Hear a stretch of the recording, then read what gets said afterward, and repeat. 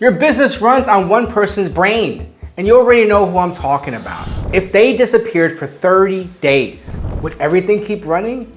Or would you get dragged back into the weeds? In this video, I'm gonna show you how to find every place in your company that is secretly running on one person's brain, and how to turn that into a system any competent person can actually run. By the end, you'll have a 5-question test to expose key person risk in any role, a 3-step playbook to pull what's ever in their head into an actual system, and a clear picture of what it looks like when you can finally see this all on one screen. So picture this, your best ops person, let's call her Vivian, walks in and says, "Hey, do you have a minute?" In that split second, your brain goes to, oh my God, what does she own that nobody else understands? How much of her day-to-day is actually in her head only? And if she leaves, what lands back on my plate? If your honest answer is, I don't even know where to start, then your company doesn't run on systems, it runs on Vivian's memory and your ability to put out fires. And that's the problem that we're talking about today. From the outside looking in, a lot of $8 to $20 million manufacturing, logistics type of businesses look fine. There's an ERP, there's a CRM, and there's dashboards and reports. But under the hood, the real company runs on private spreadsheets called real numbers, Slack DMs with how we actually can handle this client, and 2 or 3 people quietly catching all the drop balls. I call this operational blindness. Because work gets done, but you can't answer basic questions without a scavenger hunt. What accounts are off track right now?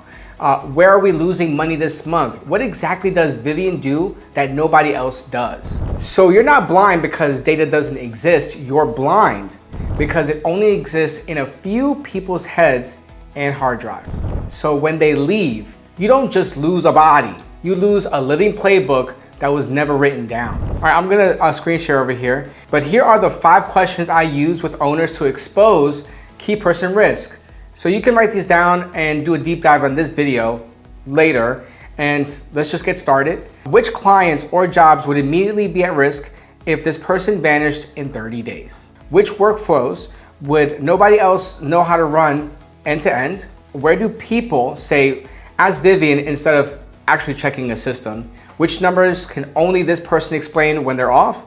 And if you had to train their replacement in 30 days, what would you show them besides just having them shadow Vivian around?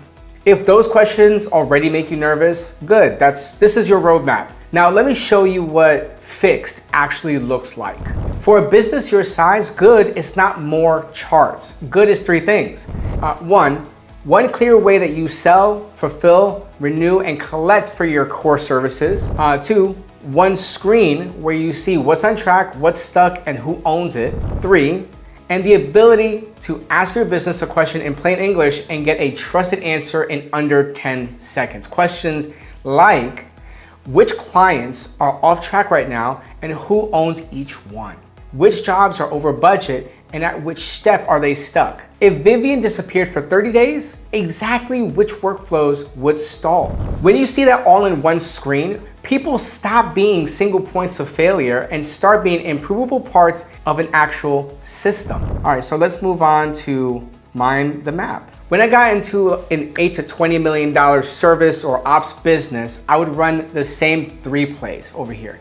Okay, so it's map the mind, build a system, and make it visible. So step 1 is map the mind. We start by dragging the real playbook out of people's heads. So we would sit with Vivian or your other key people and ask, walk me through a normal day step by step. Where do things usually go wrong? What exceptions do you handle that aren't written anywhere? What rules do you use without thinking? And we turn that into plain English workflows. If client is X size, we handle them this way. If job slips more than Y days, we escalate to this person. If invoice is over Z, we add this approval step. And mind you, there's no tech yet. This is just putting all of your truth onto one piece of paper. And if you skip this and go straight to software, then you don't actually fix the problem. You just pour bad habits into an expensive tool. That brings us to building the system.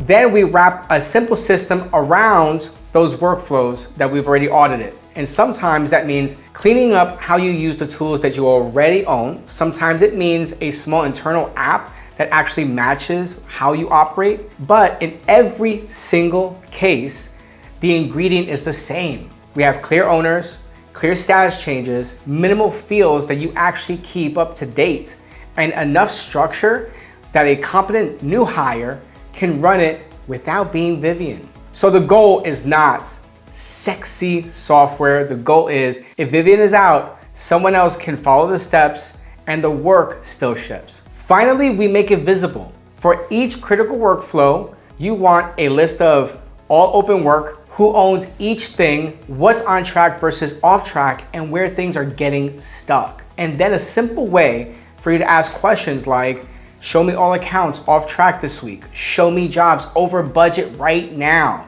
Show me everything only Vivian touches. In a second, I'll show you what that looks like on one screen so that you can compare it to how you're actually running things today. My job is to map what's in their heads, build the internal system around it in your own tools, or maybe even a simple internal application, and make it visible so that any competent person can run it. And so let me show you a simple example of what visibility actually looks like. Then I'll tell you what to do next. So on this screen, you can see all active client accounts, their statuses, on track or off track, who owns each one, and how long that they've been read. If I filter off track over here, instantly I'll see who's at risk, who owns it, and where it's stuck. So if I click on Vivian, I can see every workflow only she touches. And that's your key person risk in plain English. This is what it means for your business to run on systems instead of running on one person's brain. None of this is a magic button. To fix the one person problem, you will have to pull key people out of the whirlwind long enough to document exactly what they do, kill a few pet exceptions that only exist in someone's memory, and look at some uncomfortable truths about where you're flying blind. But on the other side of that, this is what you get. Vacations where the business doesn't wobble, resignations that cause headaches but not heartaches, and eventually a company someone can buy because it runs on systems and not a hero. So here's what I do next. Take those 5 questions, sit with your leadership team, and write down in plain English where your business is running on just one person's brain or a key few people's brains. And if you want help turning this into a real system and a single screen that shows what's on track, what's stuck, and who owns it, that's what I do. There's a link below with details on my business, my company, and what we do, but either way, don't wait for the resignation email to find out how fragile things really are.